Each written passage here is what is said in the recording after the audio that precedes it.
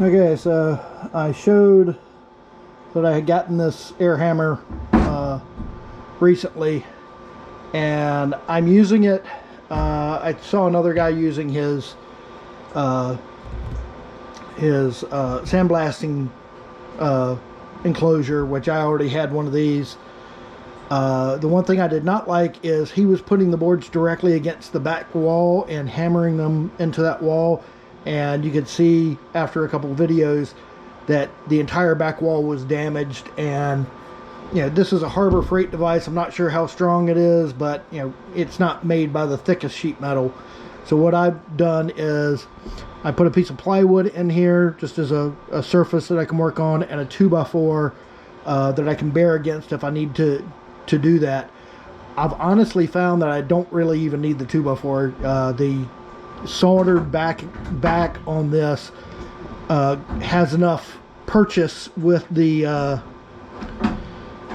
plywood. You can see all the damage on the plywood from the solder backing. So I've not found that I've had a need for that, but this does give a nice area that I can work. It doesn't make a mess. I've got a 5-gallon bucket under my discharge down below, so everything gets collected in there, and this makes it where I can depopulate boards very quickly.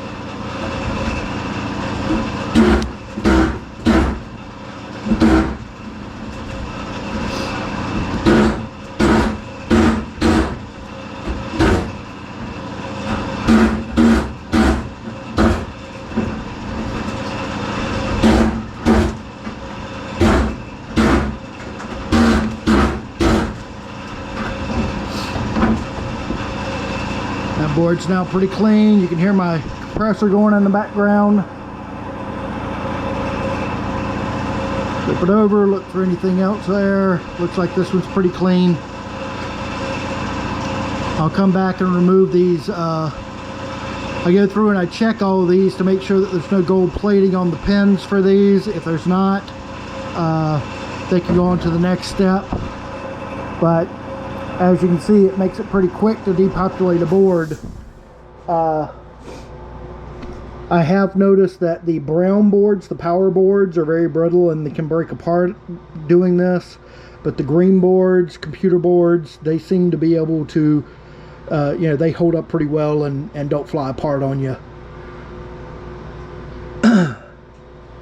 So I can now just open this. Pull these boards out, set them aside.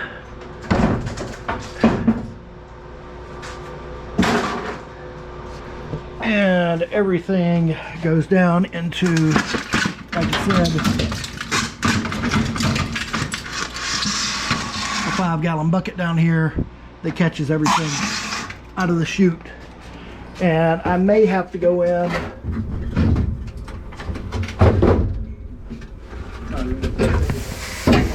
Two more back in.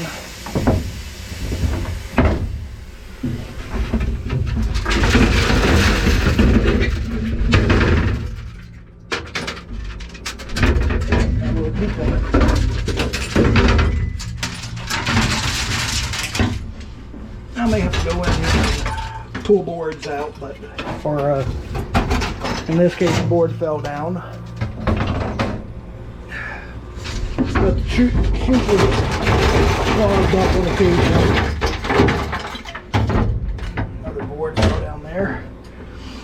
Once the chute's cleared, it's pretty easy.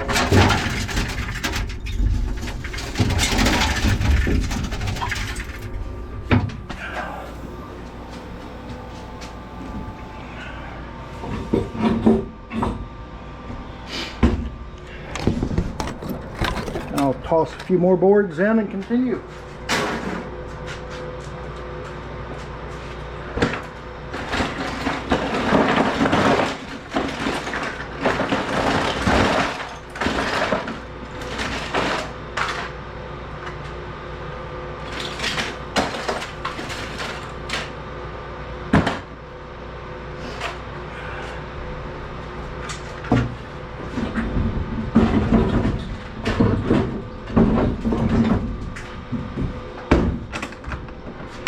See what I mean here.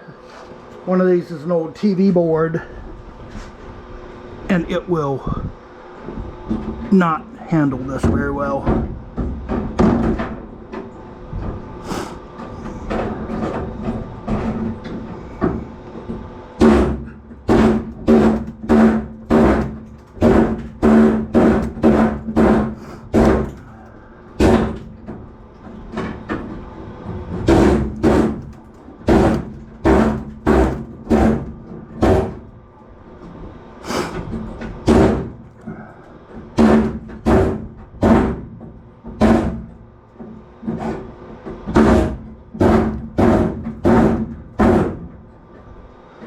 The main thing I'm after here is getting all the chips off.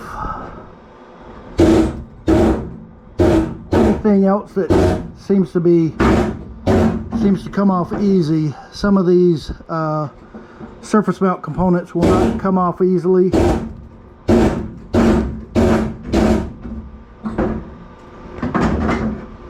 I'll have to pick that up.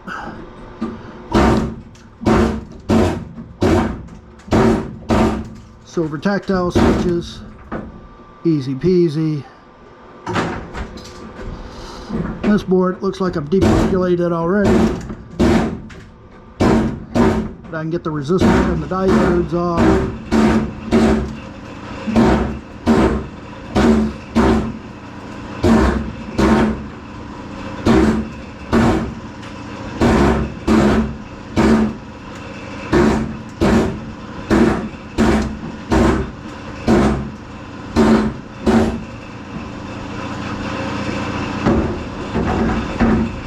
Now for this one, I know this board is going to self-destruct on me,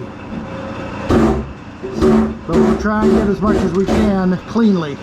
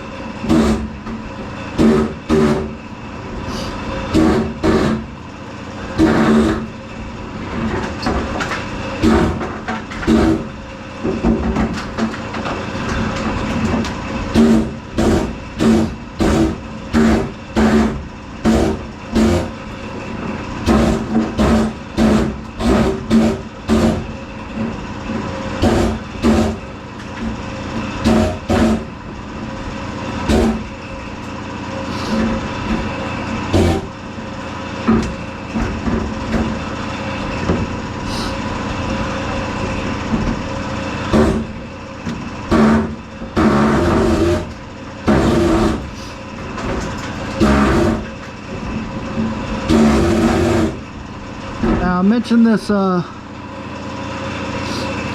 this piece of extruded in the group session the other day with Irish Scrapping Ireland, Scrapping Irish. I just found it peculiar because this is a nice piece of extruded aluminum at an angle, and they had it on this position. I've seen them in this position before with a MOSFET attached here. I've just never seen them in this position before. Interesting.